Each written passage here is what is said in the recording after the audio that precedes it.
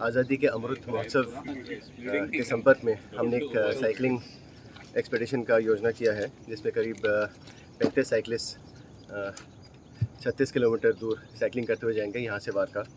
And इसमें हर घर झंडा जो उद्देश्य है हमारे प्रधानमंत्री का, उसका भी हम प्रचार करेंगे।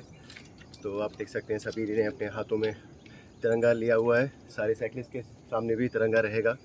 एंड रास्ते में हम जितने सिविलियन पॉपुलेशन मिलेगी, फिशरमैन मिलेंगे, उनके साथ भी हम इंटरेक्ट करेंगे और आज़ादी का अमृत महोत्सव और हर घर तिरंगा का प्रचार करेंगे। एंड आशा करते हैं इन सब से हमें स्पिरिट ऑफ एडवेंचरिज्म और पैदा होगा, क्योंकि हमारे लिए फ़िज़िकल फिटनेस बहुत ज़रूरी है। तो हमारे लिए इसलिए आर्म फोर्सेस में साइकिलिंग, फ़िज़िकल एक्सरसाइज, ये सब रेगुलर चीज़ें होती हैं। तो this is just part of this.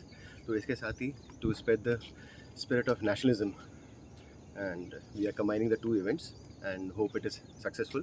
We are doing about 36 kilometers up to Varka. There are about 35 cyclists, including sailors, officers, lady officers. And since हम सारे काम कोस्ट गार्ड में सभी एक साथ मिलकर करते हैं, तो हम भी सब उसी के पार्ट हैं।